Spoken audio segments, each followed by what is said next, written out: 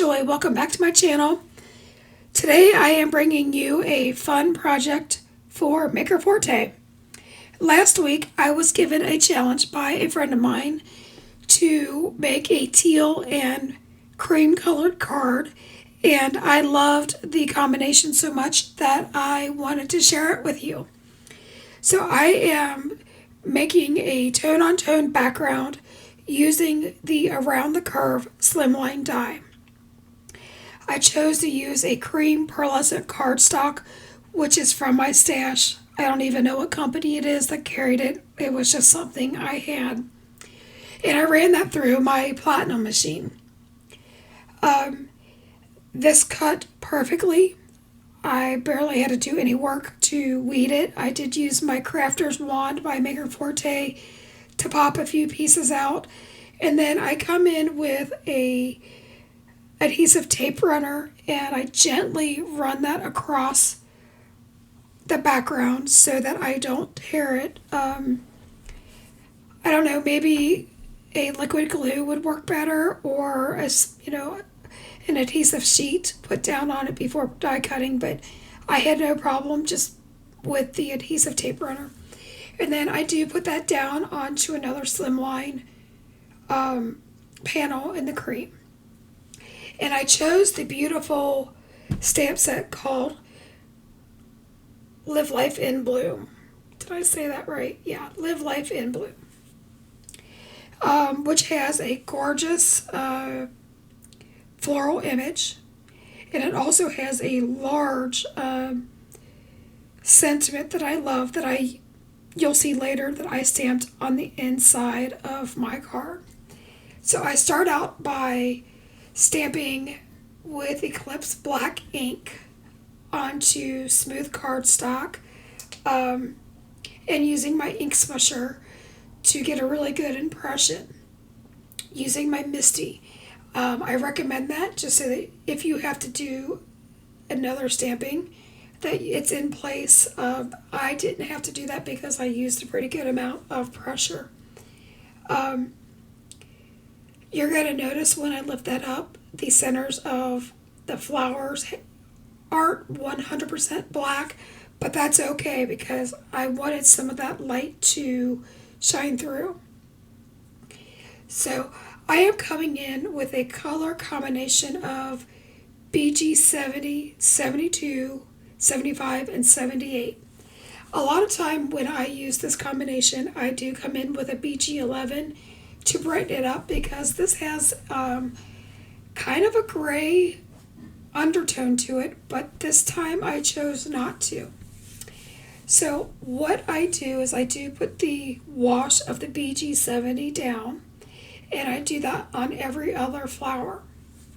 And that's just to prime the paper to get it moistened so that I get a good blend. Then I come in with my BG 78 and I map out where my shadows are. So any place that a petal overlaps another, or where the petal kind of curves in and over itself, I put a shadow underneath that curve, okay? And then I go in and I just flick in some areas around the center of the flower. And right now, I'm not going to lie, the inside of the flower looks too gray or not black enough. But we are going to fix that. Just stick with me, okay? Flowers are always a process. This is another thing that I say looks like a mess before it gets better. So you're going to see that I turn my paper with every petal. I do that because I like to flick my markers away from me. And so in order to do that, I turn my paper. And you're going to also see another technique that I just did. I did a tip-to-tip technique. So I picked up some of the BG72 onto the 70 just to get a transition color. I don't do that in all of the flowers, but in this case I needed to. And I repeat the exact same process for the middle flower. And then again on the far right flower, but I don't show the far right flower. So in the meantime, I want to let you know that Maker Forte has just released new products. There was a new release for May that came out on the 3rd. And then the new Mr. Maker line came out with quite a few fabulous stamps as well. And Greg did a fabulous job in creating these and demoing them. So I definitely encourage you to head over to the Hedgehog Hollow channel to check out the products, as well as the Card Makers blog on Maker Forte, so that you can see what everybody has done with them. Back to the card. I chose the E50 family using E50, 51, 53, and 55 for my flowers. And I did exactly the same process. I moistened the paper with the 50, and then I went into where the petals overlap and where they curl over, and I put in that dark 55 to get the shadow. And I worked the colors in. I've flicked the 53 over the 55, then the 51, and then go back in with the 50. Now I did lose some of the contrast, so at the very end I did go in and flick the 55 back in. And then I chose a different foliage color than I normally do, and I just used a BG 93 and 95 for that.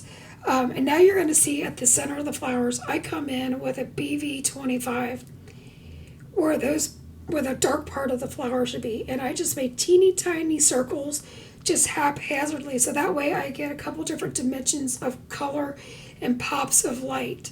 And I find that gives you a more realistic flower, or the stamen, okay?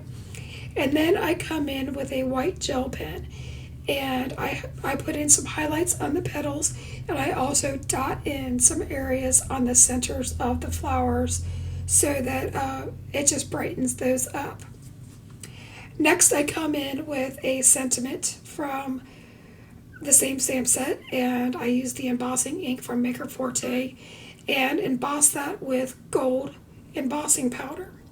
So while you're watching that, I want to let you know that Foiling Friday is taking place on May 20th, and there's a virtual weekend retreat at the Crafter Party on May 21st and 22nd. So keep an eye out for that if you're interested, and you can sign up for text messages and emails on the website if you are interested in getting all that information.